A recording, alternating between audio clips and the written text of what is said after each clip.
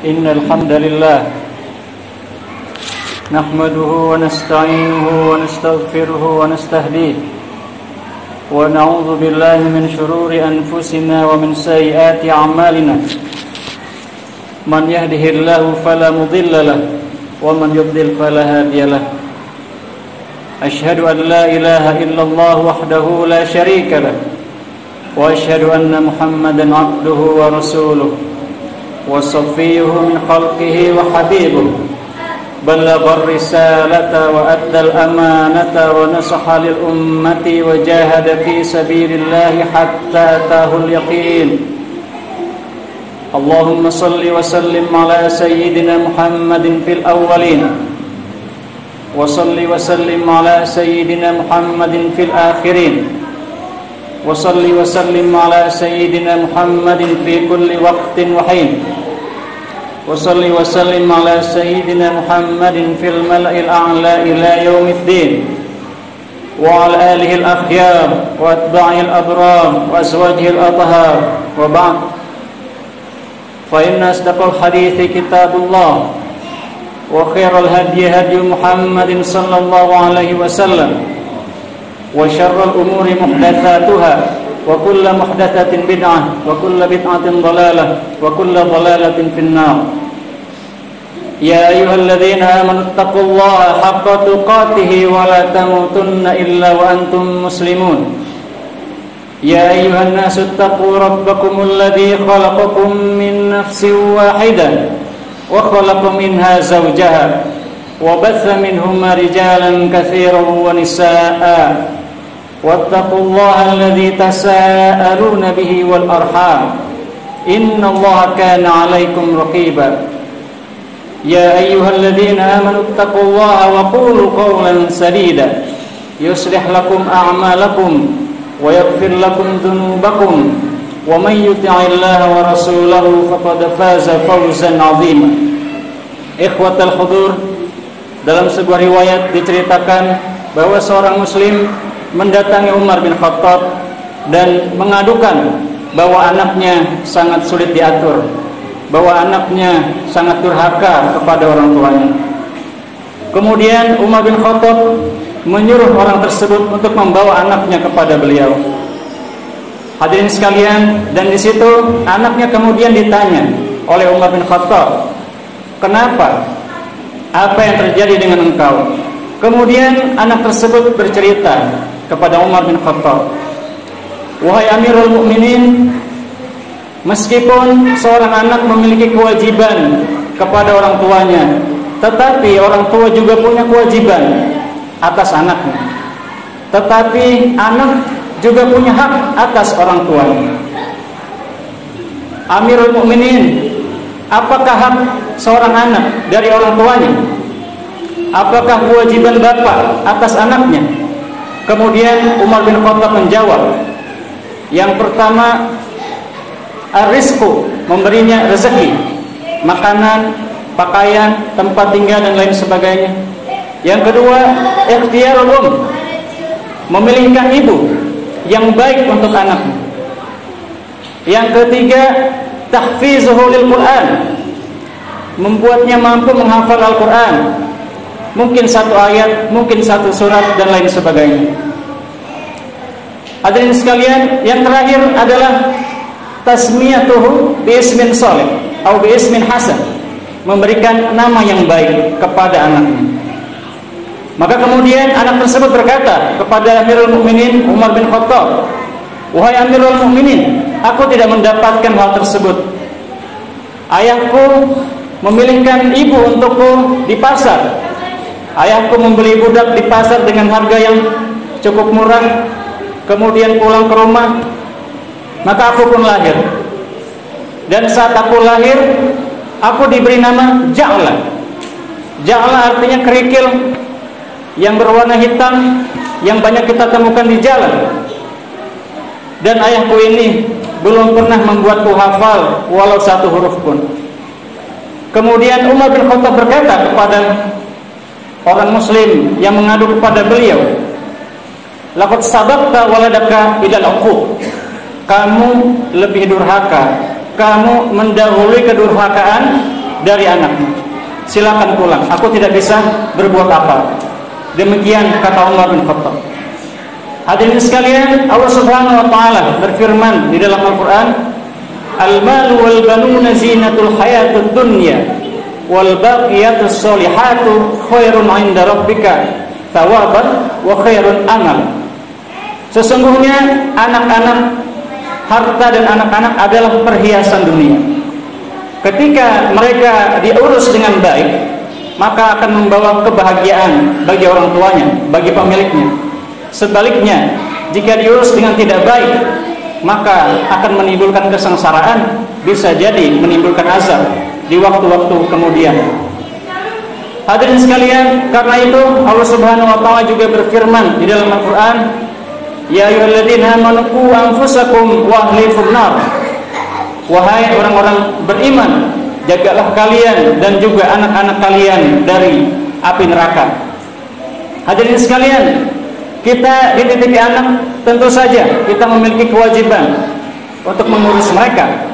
Karena Rasulullah Shallallahu Alaihi Wasallam bersabda, "Kullukum ra'in wa kullukum mas'ulun an ra'iyatih."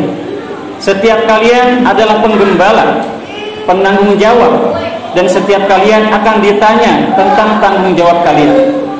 Barangkali itulah nanti juga yang akan ditanyakan oleh Allah Subhanahu wa taala ketika kita menghadap kepadanya tentang anak-anak yang dititipkan kepada kita.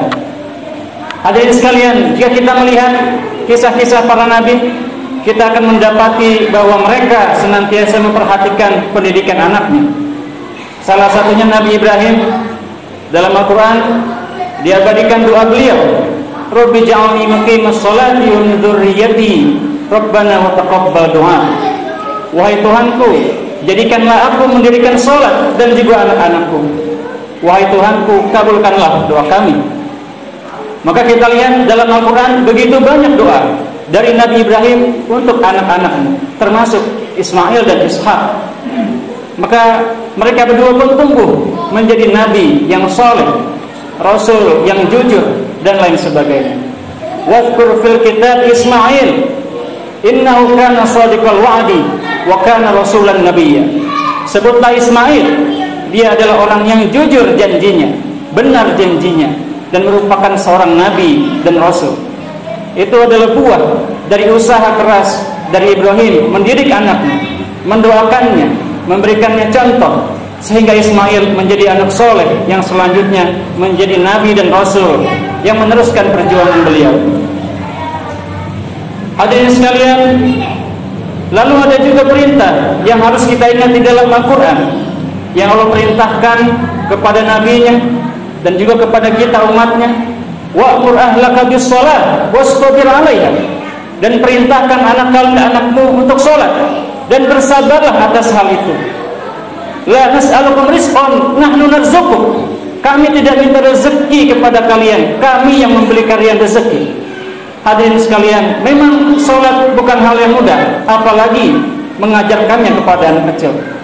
Namun Allah Subhanahu wa taala mewanti-wanti, wa'mur ahlaka bis-shalah wastabir 'alaiha. Perintahkan anakmu sholat dan bersabarlah atas hal itu. Karena itulah ini merupakan salah satu kewajiban utama bagi kita, para orang tua, terhadap anak-anak kita. Hadirin sekalian, lalu bagaimanakah langkah-langkah untuk mendidik anak agar menjadi soleh? Syekh Arifi menjelaskan bahwa ada kurang lebih 3 langkah. Yang pertama adalah doa atau mendoakan. Hadirin sekalian, mendoakan ini bukan hanya setelah anak kita lahir, bahkan sebelum lahir pun kita juga semestinya sudah mendoakan. Dalam Al-Quran kita mendapatkan bahwa Nabi Ibrahim sebelum punya anak, beliau pun berdoa, Rabbi habli minas sholihin. Ya Allah, karuniakan aku keluarga yang saleh. Kemudian Zakaria sebelum punya anak, beliau juga berdoa, Rabbi habli min ladunka waliyya yarisuni wa yarisu min ahli Yaqub waj'alhu rabbi radiyya. Zakaria sebelum diberikan anak, beliau juga berdoa, wahai Tuhan, berikanlah kepadaku pewaris yarusuni wa yarisu min ahli Yaqub waj'alhu rabbi radiyya, yang akan mewarisiku dan mewarisi keturunan Yakub, keturunan Ibrahim, dan jadikanlah dia orang yang ridho kepadamu. Maka kemudian malaikat pun memberikan kabar gembira tentang kehadiran atau kedatangan Yahya yang akan lahir dari nasab Zakaria, yang kemudian akan dijadikan juga seorang nabi. Dalam Al-Quran kita juga mendengar doa yang diucapkan oleh ibunda dari Maria, yang saat beliau sedang hamil berdoa, "Idz qalat imra'atu Imran rabbi inni nadartu laka ma fi batni muharrara fataqabbal minni innaka sami'ud du'a." Wahai Tuhan, jadikanlah bayi dalam kandunganku muharrara, sebagai orang yang mengabdi kepadamu. Kemudian Allah Subhanahu wa taala mengabulkan hal tersebut. Dan kemudian bukan hanya ketika dalam kandungan, setelah lahir pun ibundanya tetap mendoakan beliau. Kemudian istri Imran tersebut berkata, "Rabbi inni wada'tuha untha." Wahai Tuhan, yang aku lahirkan adalah perempuan, padahal dia mengharapkan bayi laki-laki. Wallahu a'lamu bima wada'at wa laysa dzakaru kal untha. Allah lebih tahu apa yang kamu lahirkan, dan laki-laki tidak sama dengan perempuan. Wa inni samaituha Maryam wa inni u'idzuha bika wa dzurriyyataha minasyaitonir rajim. Ya Allah, aku menamainya Maryam, dan aku memintamu untuk menjaganya dan juga keturunannya dari setan.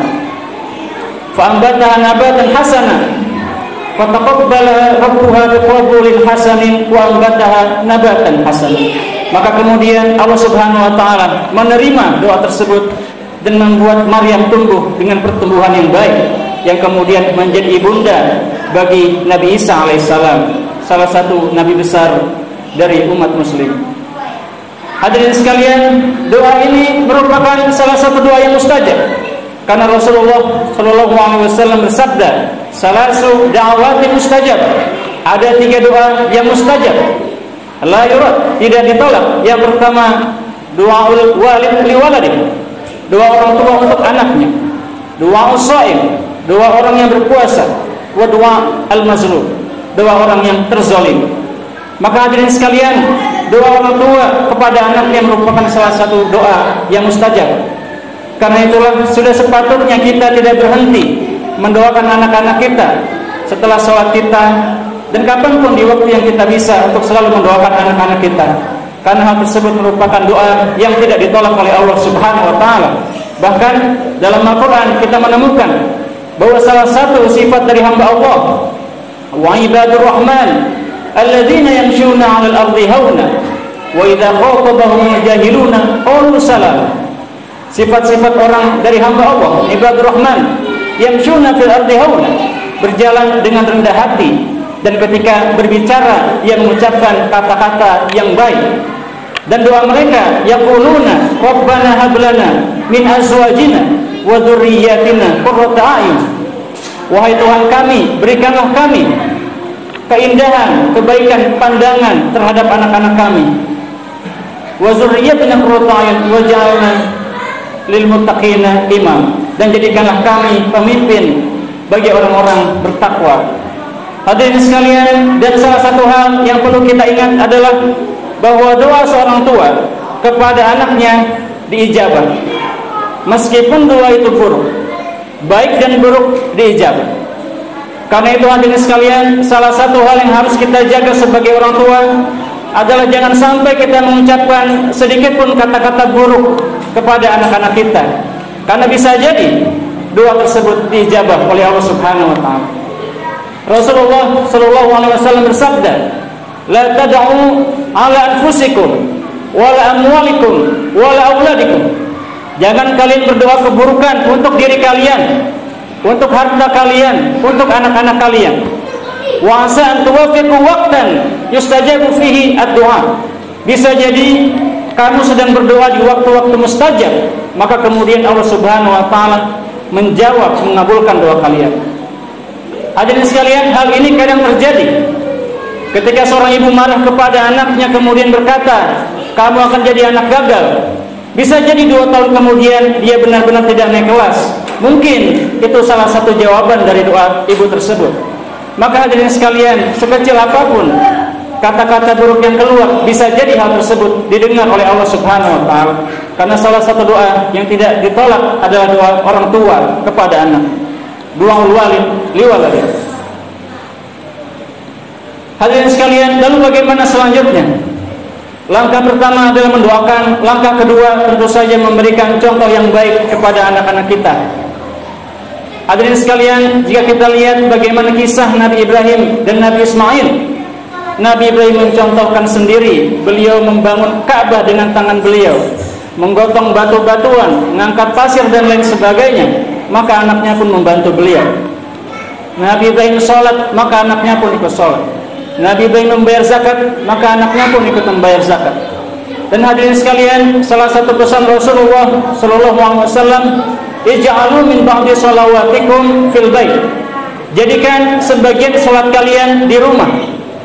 Wa sholatul nafilah fil bait ka sholatil faraid fil masjid. Salat sunnah di rumah pahalanya seperti salat wajib di masjid. Artinya sebisa mungkin, semampu kita melakukan salat-salat sunnah di rumah kita. Kenapa? Karena disitulah anak-anak kita melihat kita, dan disitulah anak-anak bisa mencontoh kita. Dan dari hadis tersebut para ulama mengambil kesimpulan bahwa pahala orang yang sholat sunnah di rumah lebih tinggi daripada pahala orang yang sholat sunnah di masjid. Dan bisa jadi pahalanya 27 kali lipat, 27 kali lebih tinggi sebagaimana sholat jemaah di masjid. Hadirin sekalian, selain itu yang perlu juga kita lakukan adalah menjaga lisan kita ketika kita berada di depan anak-anak kita. Jangan sampai ada kata-kata buruk yang didengar oleh anak-anak kita sehingga mereka pun meniru kita. Bisa jadi kita mengobrol bersama teman kita, hal-hal yang tabu sebenarnya didengar oleh anak-anak, maka seharusnya kita jaga jangan sampai terdengar oleh mereka. Hal lain yang juga perlu kita perhatikan, yang dipesankan oleh para masyayikh adalah jangan sampai kita dengan terang-terangan berkelahi atau beradu mulut dengan istri kita. Apabila kita marah atau mungkin istri kita marah, sebisa mungkin kita menjaga diri agar jangan sampai anak-anak mengetahui hal tersebut dengan jelas. Sebisa mungkin kita menjaga jangan sampai kata-kata buruk terucap dari mulut kita. Hadirin sekalian, hal tersebut tentu saja bukan hal yang mudah. Namun kita bisa menyaksikan bahwa para nabi, para sholihin mampu menjalankan hal tersebut, dan tentu saja dengan bimbingan dari Allah Subhanahu wa taala, usaha dari kita semua, insyaallah Allah Subhanahu wa taala akan memudahkan semua urusan kita. Barakallahu li wa lakum bil Qur'anil azim wa nafa'ani wa iyyakum bima fihi minal ayati wa dzikril hakim wa taqabbal minni wa minkum tilawatahu wastaghfiruh innahu huwal ghafurur rahim.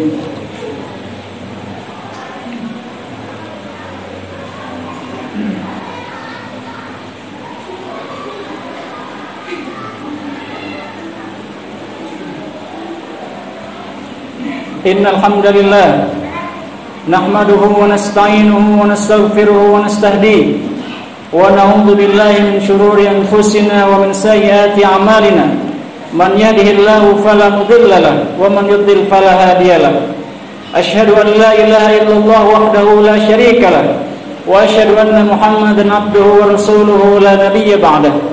Allahumma shalli ala sayyidina Muhammad wa ala ali Muhammad kama shallaita ala Ibrahim wa ali Ibrahim fil alamin innaka Hamidum Majid. Ya ayyuhalladzina amanu taqullaha haqqa tuqatih wa la tamutunna illa wa antum muslimun. Ikhwatul hudur, langkah ketiga setelah doa memberikan contoh yang baik yang disebutkan oleh Syekh Al-Arifi adalah bagaimana kita memberikan aktivitas yang baik kepada anak-anak kita. Hadirin sekalian, sebisa mungkin kita menjaga agar anak-anak kita tidak berada dalam kegiatan yang buruk atau kekosongan yang panjang. Karena salah satu kata-kata mutiara yang diwariskan para ulama, inna syababa wal faragha wal jidata mafsadatun lil mar'i ayya mafsadatin. Sesungguhnya kekosongan, masa muda dan fasilitas adalah kerusakan yang paling merusak. Jika kita lihat kebanyakan orang yang rusak, baik itu melakukan kriminal, mengkonsumsi narkoba, mengkonsumsi minuman keras, kebanyakan mereka adalah orang-orang yang masih muda. Dan kebanyakan mereka berada dalam kondisi kosong, tidak punya kegiatan yang bermanfaat. Yang ketiga, mereka punya fasilitas.